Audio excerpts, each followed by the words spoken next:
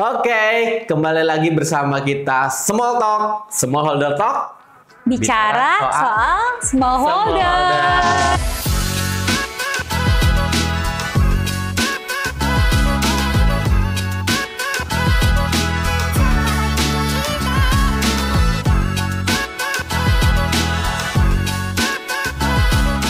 Jadi hari ini kita kembali lagi podcastan bersama kawan-kawan gitu kan di Small Talk, bicara tentang smallholder. Kali ini nih Mbak Sen, ada siapa sih dan kenapa gitu kan harus bawa nih gitu kan. Oke, jadi hari ini nih Bang Awan, kita mau ngobrol dengan Bu Yayu. Bu Yayu ini dari C4 Ikraf. Sipor ya Bu, betul bisa ya? Bisa nggak ngomong Sipor? Oh Sipor. Coba. Orang Sunda. Saya orang Sunda nyerah deh kalau soal sipor-siporan. Oke, jadi Bu Yayu dari C4 Ikraf yang akan nemenin kita mau ngobrol banyak tentang karbon di kebun kelapa sawit Pekebun. Tapi kita minta Bu Yayu langsung yang memperkenalkan diri ya Bang. Kalau gitu silakan Bu Yayu berkenalkan diri nih gitu kan. Ya. Oke, terima kasih banyak teman-teman, Mbak Sandy, Mas Awan. Saya sudah diundang untuk podcast di Fortaspi ini. Sebelumnya saya perkenalkan dulu, nama saya Subekti Rahayu. Saya dari peneliti dari C4 Ikraf Indonesia. Saya biasa dipanggil Yayu. Mungkin itu perkenalan dari saya. Terima kasih. Oh iya Mbak Sen, kemarin itu kan Bu Yayu itu telah melatih kita ya. Iya benar. Sama workshop di Pekanbaru gitu kan. Nah, kenapa harus Bu Yayu? Ya jadi kebetulan kita tuh sebenarnya sebelum ini sudah pernah mendapatkan pelatihan mengenai karbon nih Bang. Bagaimana sih cara menghitung karbon? Kemudian setelah kita diskusi dengan beberapa lembaga dan juga dapat pelatihan dari lembaga yang lain, kami melihat bahwa metode perhitungannya itu cukup kompleks jika dilakukan oleh pekebun. Sehingga kami mencari informasi lagi, siapa ya kira-kira lembaga yang bisa membuat ini lebih sederhana untuk diajarkan kepada pekebun kami, supaya mereka bisa nih ngukur si karbon di kebunnya masing-masing. Nah, dapatlah kami informasi bahwa rekan-rekan dari C4 Ikraf ini bisa. Nah, akhirnya kita ngehubungin Bu Yayu untuk ngelatih tuh pekebun kita. Oke, gitu. Nah kan kemarin itu jadi Bu Yayu kita terbangkan ke Pekanbaru untuk melatih para petani swadaya, baik di workshopnya maupun TOT-nya terkait karbon. Dan sekarang sudah jalan tuh beberapa kota melatih petaninya terkait karbon. Iya, dua kota sudah jalan setelah kita punya trainer-trainer di berbagai daerah. Nah, lebih baik A sampai Z-nya soal karbon kita tanyakan semuanya ke Bu Yayu. Bu Yayu udah siap nih? Sudah siap ini. Kita saling berbagi ya. Pokoknya pertanyaannya jangan susah-susah gitu ya. Pertanyaan genjet gitu kan. Emang ada karbon di kebun sawit, Bu? Itu tuh genjet itu selalu nanya karbon di kebun sawit. Emang ada nih, Bu? Gitu kan. Iya, gitu. Ya, kalau kita bilang karbon apakah ada di kebun sawit, sebenarnya karbon ini ada di mana-mana gitu ya. Setiap vegetasi terutama itu ada karbon. Bahkan kita manusia juga mengandung karbon gitu ya. Nah, kalau di kebun sawit itu pastinya ada, seperti juga tumbuhan yang lainnya di kebun sawit pun ada karbon gitu ya Mas ya. Mungkin ini Bang Awan perlu dijelasin karena teman-teman yang nonton kita ini kan belum tentu dari orang lingkungan nih Bu. Yeah. Kalau misalnya ada yang dengar karbon mungkin mikirnya mungkin karbon yang buat mesin tik. Iya. Atau ada juga yang mikirnya karbon yang lain gitu. Itu kalau di olahraga itu biasanya alatnya pakai karbon ini lebih ringan gitu kan. Nah, mungkin bahan karbon emang itu Bu karbonnya itu tuh. Ya, kalau karbon di kebun sawit sebenarnya bukan seperti itu yang dimaksud ya. Bukan juga arang gitu ya. Nah, sebenarnya setiap tumbuhan termasuk kebun tanaman kelapa sawit ini mempunyai karbon, menyimpan karbon. Karbon itu di dalam tubuhnya tanaman, mulai dari akar, batang, daun, bunga, buah, itu semuanya memiliki karbon. Sebenarnya dari mana karbon itu? Karbon yang ada di dalam tanaman ini berasal dari karbon dioksida yang ada di udara. Nah, karbon dioksida yang ada di udara ini diserap oleh tanaman melalui proses fotosintesis bersama dengan air dan sinar matahari. Di dalam proses fotosintesis tersebut akan menghasilkan apa yang disebut karbohidrat. Karbohidratnya itu dalam bentuk glukosa, yaitu C6H12O6 yang nantinya disimpan di dalam tubuh tanaman. Nah, C-nya itulah karbonnya. Nah, kemudian hasil lainnya berupa air atau H2O dan oksigen yang dilepaskan ke udara. Nah, oksigennya dimanfaatkan oleh makhluk hidup untuk bernafas. Jadi seperti itu, karbon itu ada diperoleh dari proses fotosintesis tadi, disimpan dalam tubuh tanaman, termasuk tanaman kelapa sawit. Seperti itu. Jadi tidak terlihat. Jadi karbon itu ibaratnya makhluk halus gitu ya. Yang tidak bisa kita lihat ketika berada di udara. Diraba bisa Bu, diraba? Nah, susah juga diraba. Tapi ketika sudah disimpan dalam bentuk tanaman, itu bisa dilihat. Tanamannya tumbuh menjadi besar seperti itu. Itu karena dia menumpuk karbon seperti itu. Bu, tapi saya penasaran, kenapa karbon itu harus disimpan, atau kalau dia dilepaskan terlalu banyak, masalahnya apa? Nah, karbon itu kenapa harus disimpan tadi ya? Kalau tidak disimpan, karbon dioksida yang ada di udara ini semakin menumpuk. Jadi konsentrasinya semakin tinggi. Sebenarnya karbon dioksida itu tetap dibutuhkan oleh bumi untuk menghangatkan bumi. Tetapi ketika konsentrasinya itu menjadi semakin tinggi, akhirnya lapisan itu menjadi semakin tebal. Kalau semakin tebal, cahaya matahari yang masuk ke bumi ini akan terhambat, dipantulkan lagi ke atmosfernya.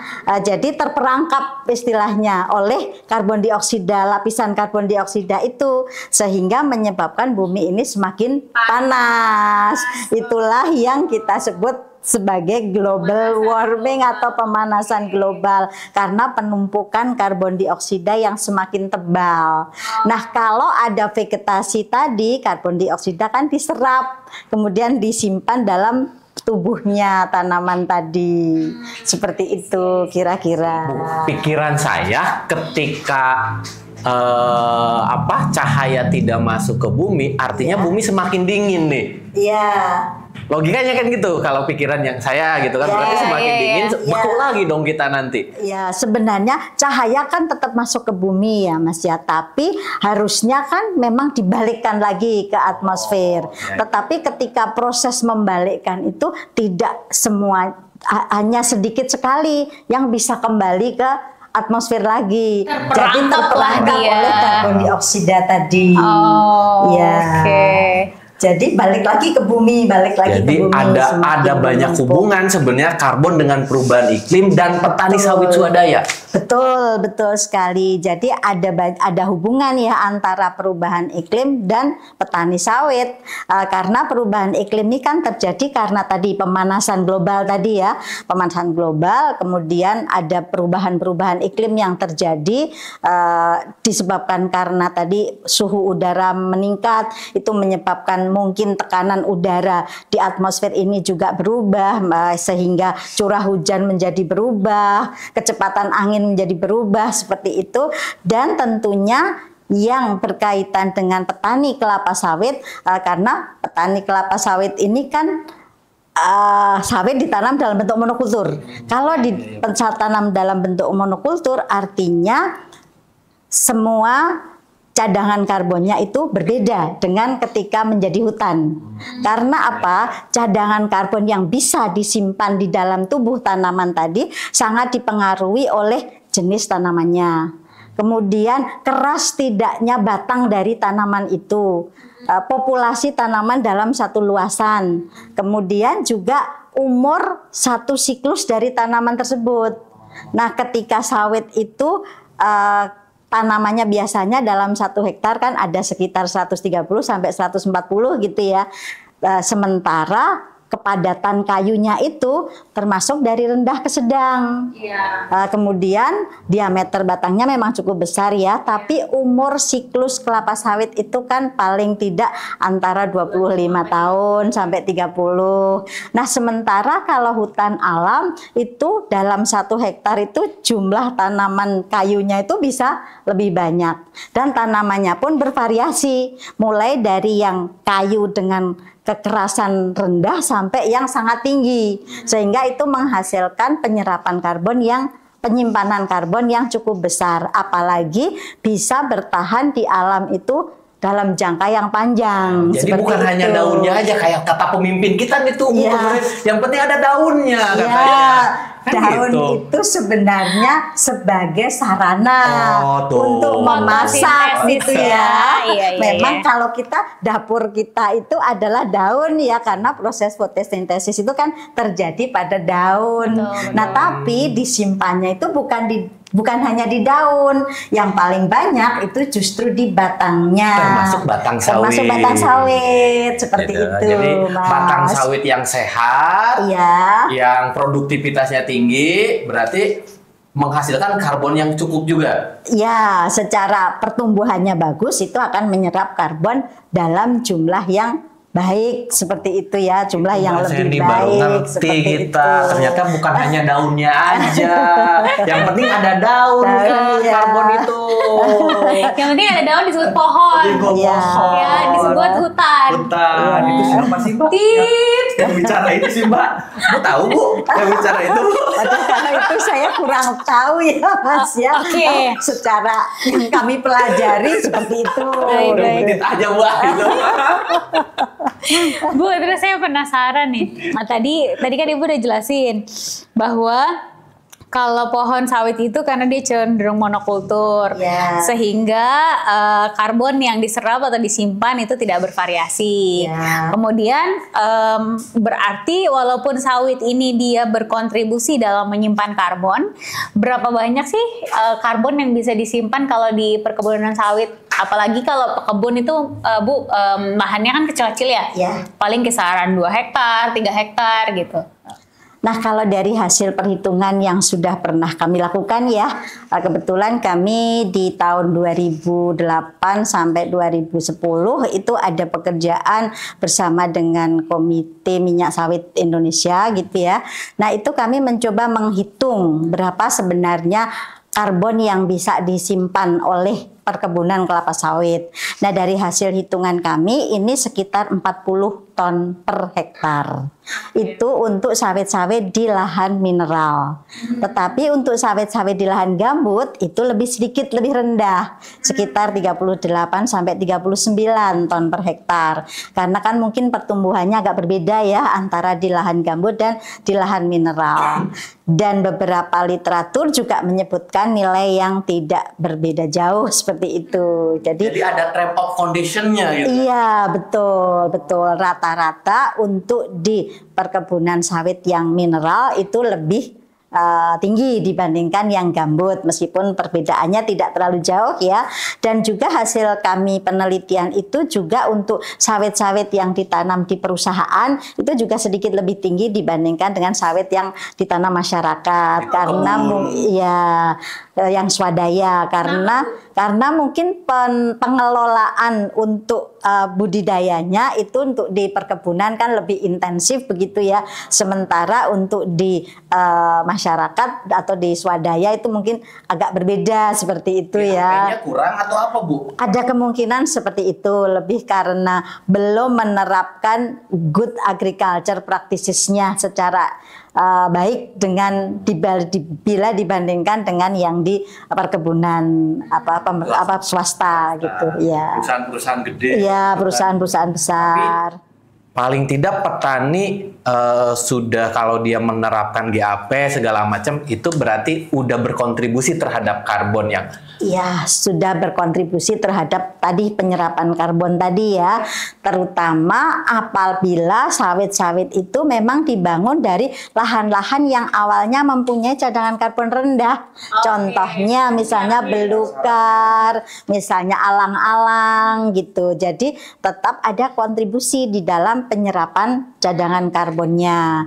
Tetapi kalau memang sawit itu dibangun dari nilai lahan yang mempunyai nilai karbon lebih tinggi seperti hutan, bahkan kebun karet pun itu defisit ya, karena kebun karet itu mempunyai cadangan karbon rata-rata lebih tinggi dibandingkan dengan kelapa sawit. Kalau di gambut tuh kan itu selalu jadi isu tuh, Bu.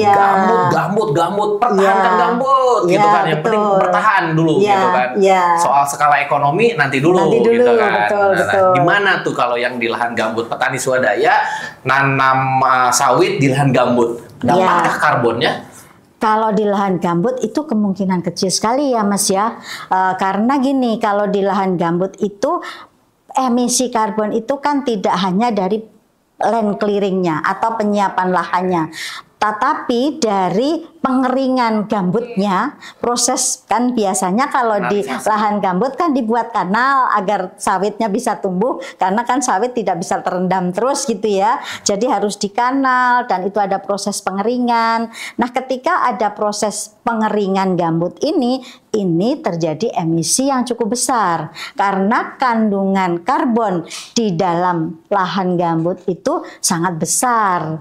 Jadi gambut itu kan hampir sama dengan tumbuhan gitu ya, bahan organiknya tuh bisa 50%-nya gitu ya. Jadi pengeringan lahan gambut itu akan menghasilkan emisi yang sangat besar. Jadi kalau sawit ditanam di lahan gambut itu dari proses awal pun sudah defisitnya. Meskipun dia ditanam di gambut yang tumbuhin alang-alang, tetap saja sudah defisit seperti itu. Tapi bisa diminimalisir. Paling tidak mengurangi nilainya dengan mengelola tata airnya misalnya. Kalau ada aturan biasanya kan 40 cm gitu ya. Nah, itu sebenarnya sebagai suatu cara untuk memperlambat proses emisinya. Tadi proses dekomposisi dari sawitnya itu diperlambat sehingga proses emisi yang keluar itu juga relatif lebih lambat seperti itu. Iya. Berat juga ya diskusi kita ya. Iya. Minum dulu, Bu. Kalau gitu berat kita diskusinya lumayan. Ayo silakan minum. Ya, minum dulu. Tapi memang untuk gambut itu semakin kesini sudah banyak juga yang melarang untuk pembukaan gambut untuk apapun ya. Yang perlu kita lakukan sekarang lebih pada memperbaiki yang memang sudah keterlanjuran. Bu, udah terlanjur, apalagi di tingkatan petani ya. Kalau udah terlanjur dibuka, udah terlanjur jadi sawit, ya sudah mau gimana lagi, akhirnya kita coba lewat jalan-jalan misalnya skema sertifikasi RSPO dan ISPO kayak gitu. Jadi mendorong pekebun pelan-pelan agar bisa memperbaiki kondisi lingkungannya. Paling tidak meminimalkan tadi efek rumah kacanya itu gitu kan. Nah, selama ini pernah nggak ada contoh dari Sipor ya? Sipor Ikraf. Tolong lidah saya ini gimana ya Bu lidahnya itu nggak susah amat gitu kan? Lembaga ibu gitu kan. Nah, ada nggak pernah melihat satu kawasan petani swadaya yang memang sukses menerapkan pola tanaman yang baik gitu dan hasilnya karbonnya juga lumayan baik gitu kan? Pernah ada nggak kelihatannya? Kebetulan kalau kami itu tadi yang sudah saya sebutkan bahwa kami sudah menstudi di 23 kebun kelapa sawit ya di seluruh Indonesia ini dan juga di petani swadaya gitu ya. Tapi karena itu waktu itu sudah cukup lama gitu ya, dari tahun 2008 sampai 2010. Jadi mungkin waktu itu belum ada proses sertifikasi untuk di tingkat masyarakat gitu ya. Nah, kalau kebun-kebun yang perusahaan swasta itu sudah banyak sebenarnya yang menerapkan praktek-praktek ramah lingkungan seperti itu ya, dari hasil studi kami. Tapi kalau memang di masyarakat kami belum melihat di kala itu gitu ya. Karena memang proses sertifikasi itu masih baru mulai berjalan seperti itu. Dulu gitu catatannya apa sih Bu di kebun masyarakat gitu, walaupun proses sertifikasi belum berjalan segala macam, ada catatan apa, temuan apa gitu kan yang paling signifikan di sana gitu? Iya, kalau yang kami lihat di kebun-kebun masyarakat itu sebenarnya banyak juga petani-petani yang menanam kelapa sawit itu tidak hanya monokultur gitu ya, tetapi sudah ada dicampur dengan tanaman lain, katakanlah mungkin ada pinang, ada aren seperti itu sudah ada, ya buah-buahan, iya itu sudah mulai ada, tapi di pagar-pagarnya, karena mungkin ya kala itu petani-petani itu kan lahannya sempit gitu ya, itu tadi yang disebutkan Mbak Desi mungkin sekitar 1-2 hektar, jadi mungkin dia berpikir untuk diversifikasi produk gitu ya, mungkin seperti itu. Dan sebenarnya saat ini yang ingin kami dorong gitu ya, itu tadi suatu bentuk kalau di tingkat masyarakat ya agroforestry kelapa sawit gitu ya. Karena apa? Karena dengan adanya tanaman lain itu berpotensi untuk meningkatkan cadangan karbon dari kebun kelapa sawitnya. Seperti itu harapannya, dan dengan adanya berbagai tanaman yang ada di dalamnya itu ada banyak hal gitu ya. Misalnya seresahnya bisa menambahkan kesuburan di dalam tanahnya seperti itu. Jadi ada berbagai keanekaragaman hayati yang berpotensi hidup pada kondisi pohon-pohon seperti itu. Di monokultur itu. Yang dengan adanya tanaman lain tadi, ya. Kalau regeneratif algikultur itu bisa diterapkan nggak berbarengan dengan untuk menghasilkan karbon gitu selain agroforestry tadi gitu kan? Ya, untuk regeneratif agriculture saya kira itu juga suatu inovasi begitu ya, inovasi yang cukup baik karena di dalam regeneratif agriculture ini kan mendorong penggunaan pupuk organik gitu ya, pupuk organik, terus kemudian pengendalian gulma mungkin tidak dengan secara kimia seperti itu tentunya akan berkontribusi terhadap peningkatan cadangan karbon ataupun penurunan emisinya, terutama penurunan emisi dari penggunaan pupuk gitu ya, karena kalau pupuk kimia mungkin ada emisi dari metan. Nah ini mungkin bisa dikurangi dengan adanya penggunaan pupuk organik yang diterapkan dalam regeneratif agriculture itu. Aduh, semakin berat gitu kan. Lumayan nih ilmu kita gitu kan. Berat juga, saya bukan orang pertanian Bu gitu kan. Jadi mau nggak mau harus belajar. Harus belajar gitu. Selama ini karbon gitu kan. Yang penting ada daunnya gitu kan. Menghasilkan karbon gitu kan. Ada pertanyaan lagi Mbak Sen yang kira-kira apa sih yang bikin greget gitu kan soal sawit dan karbon ini gitu kan. Tapi sekalipun misalnya sawit itu karbonnya tergolong tidak terlalu tinggi Bu ya, 40% gitu. Masih lebih baik lah ya timbang diganti menjadi sesuatu yang bukan tanaman. Tambang gitu kan, langsung aja sebut, jangan malu-malu. Karena kalau kita tadi saya sebutkan di depan bahwa yang bisa, salah satu yang bisa menangkap karbon dioksida dari udara yang berpotensi untuk menurunkan konsentrasinya di atmosfer adalah vegetasi. Adalah tanaman. Ya, tanaman. Jadi banyak tergerus, semakin karbon kita akhirnya terperangkap di atmosfer. Iya, tapi semakin banyak kita menanam, artinya pengurangan konsentrasi karbon dioksida itu menurun. Seperti itu. Jadi secara logikanya ya memang tanaman itulah salah satunya makhluk yang bisa membantu menurunkan konsentrasi karbon dioksida di udara itu. Aku pengen cerita kemarin kita training ke Bang Awan Bu, karena nggak ikutan. Saya nggak ikutan, gitu kan. Jadi Saya cukup podcastan aja lah Bu. Jadi yang seru dari kita pelatihan kemarin itu ya Bu ya. Sebelumnya kita tuh pernah di training oleh salah satu lembaga yang lain juga cukup profesional, tapi dia pakai Piala Citra, bagaimana melihat vegetasi di atas dulu, kemudian itu dipetakan seperti itu.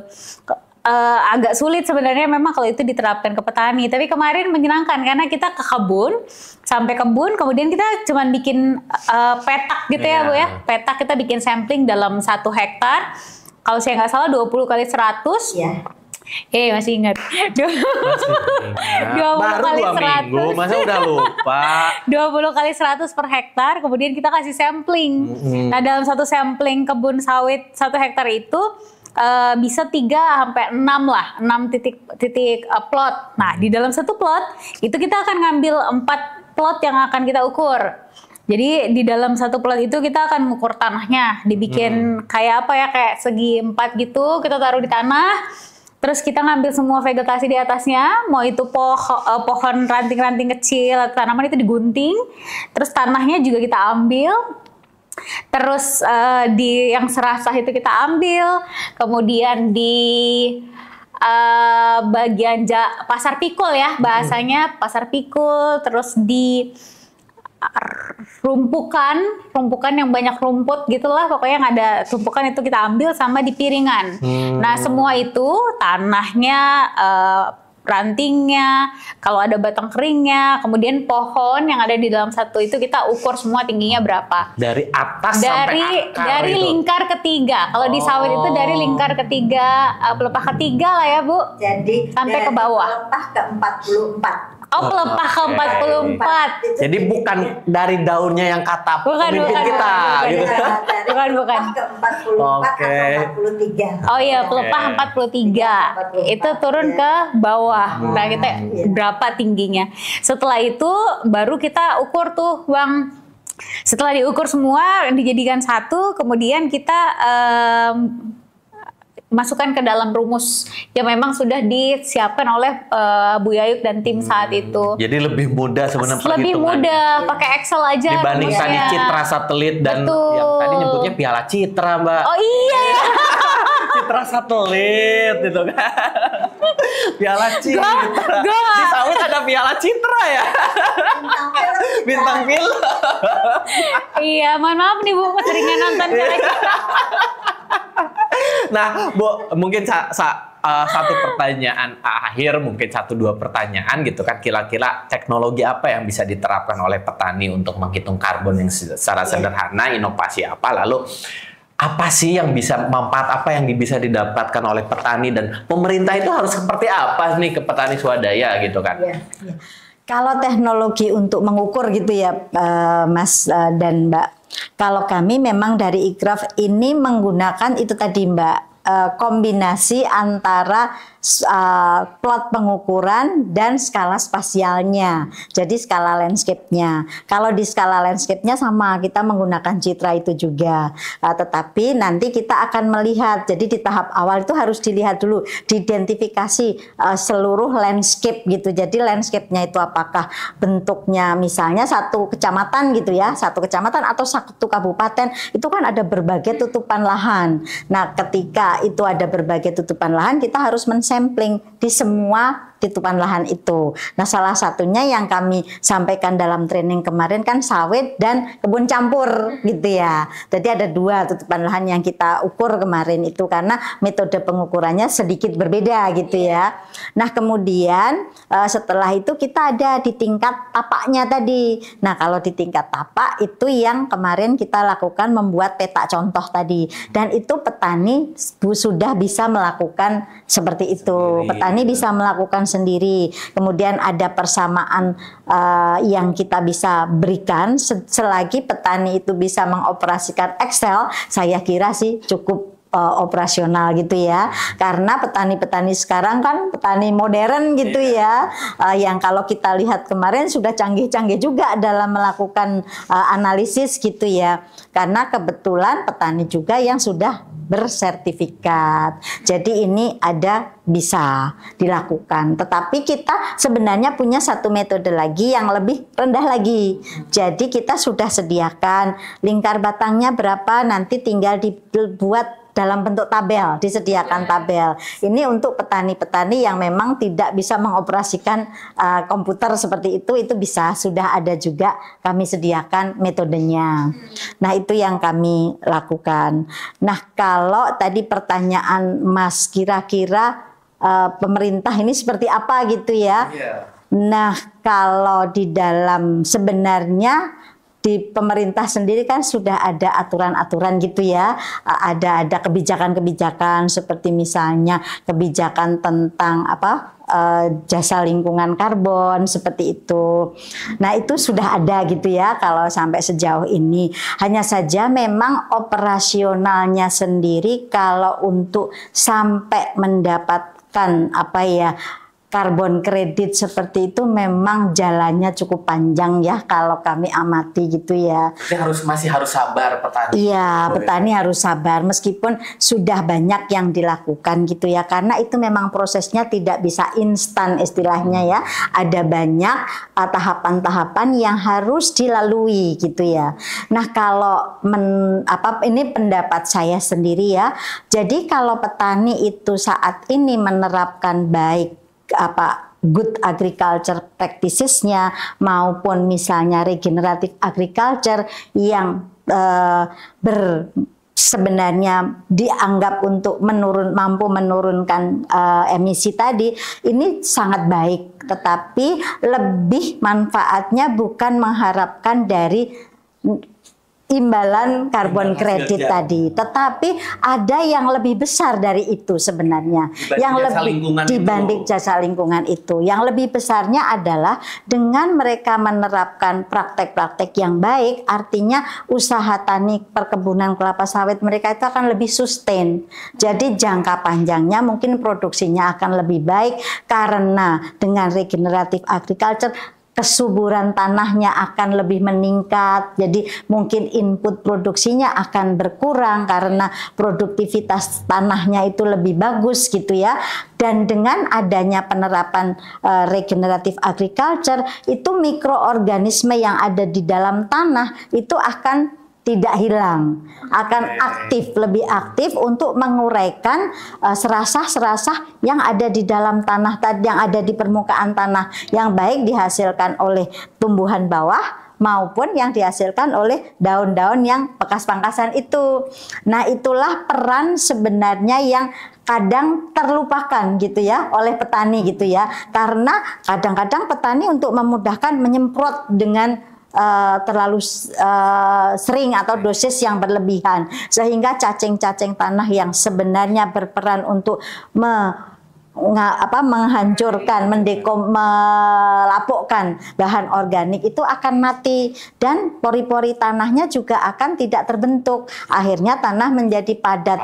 Jadi kalau selama ini manfaat lingkungan itulah yang harus dikejar gitu ya. Bukan manfaat dari karbon kreditnya, tapi manfaat dari lingkungannya, perbaikan lingkungan di dalam lahan itu yang akan meningkatkan produksinya dan berkelanjutan. Bisa meningkat ya produktivitasnya pada akhirnya gitu kan. Pada akhirnya. Jadi pohon-pohon bukan pohonnya, TBS-nya jadi gede-gede tuh gitu kan. Betul, apalagi kalau jadi bagus juga gitu. Menerapkan ini pupuk dengan tangkos misalnya, tandan kosong yang ada itu bisa dimanfaatkan untuk memupuk sebagai pupuk organik. Itu mungkin akan memanfaatkan limbah lah seperti itu akan lebih baik. Karena itu tadi kalau kita sangat berambisi dengan karbon kredit, jalannya itu masih sangat panjang seperti itu ya. Dan kalau untuk konteks pekebun di karbon kredit dan hanya per kelompok gitu, sepertinya juga akan mendapat apa bahasanya tuh hikmahnya aja Bu. Iya. Karena upaya dengan hasil itu belum tentu akan sesuai, akan sebanding gitu. Oke Bu, gitu kan kita udah di penghujung acara atau penghujung akhir podcast kita gitu kan Mbak Sandy. Kita sangat mengucapkan terima kasih Bu mau hadir ke Portasbi gitu kan. Portasbi ya Bu. Iya. Forum nih. Tetap saya orang Sunda ya, gitu kan. Mau Sipor, mau Portasbi pun saya tetap orang Sunda, gitu kan. Nah, mudah-mudahan ini memberikan pengetahuan bagi kami, memberikan pengetahuan bagi para petani ataupun mitra-mitra di Portasbi kita. Mbak Sandy, tutup deh, silakan. Paling sebelum tutup Bang, kita perlu untuk membuat dibungkus aja dulu, dibungkus dia menjadi lebih. Jadi apa aja tadi yang kita dapat dari Bu Yayu? Yang pertama, sawit itu beneran bisa membantu menyimpan karbon. Tapi dengan catatan ketika dalam proses pembukaan lahan dia itu tidak membuka dari tutupan yang menyimpan karbon lebih besar. Misalnya karet atau tutupan hutan gitu ya. Kemudian yang kedua, karbon yang terkumpul di udara itu hanya bisa disimpan atau diserap dengan vegetasi. Jadi jika semakin banyak hutan yang terbuka untuk mengejar ekonomi yang lain, maka itu dampaknya juga bukan hanya ke tanah yang kita ambil ya, tapi juga pada ke iklim kita secara global. Kemudian terkait pekebun, upaya-upaya yang sudah dilakukan oleh pekebun kita mungkin memang belum signifikan, tapi minimal dari GAP-nya, best practice yang sudah dilakukan, kemudian regeneratif agriculture yang sudah dijalankan, sertifikasi-sertifikasi yang sudah diterapkan oleh pekebun, itu bisa membantu untuk pemulihan lingkungan di dalam lahan kebun sawitnya pekebun, sekaligus bisa membantu untuk menyimpan karbon lebih banyak. Mungkin itu dari aku Bang, untuk menutup sesi kita. Benar, udah kesimpulannya sudah ada. Kita akan ketemu lagi di Small Talk. Bicara soal smallholder. Terima kasih Bu Yayu. Terima kasih semua. Terima kasih Ibu, gitu kan. Dadah, kita ketemu lagi di episode-episode berikutnya dengan narasumber yang ciamik dan kompeten. Yeay, jangan lupa like, comment, subscribe. Di mana? Di sini apa di sini nggak tahu deh. Gimana tur? Gimana subscribe-nya tur? Kata subscribe. Oke, subscribe gitu kan. Oke, dadah semuanya. Terima kasih. Wassalamualaikum warahmatullahi wabarakatuh. Waalaikumsalam. Terima kasih Bu.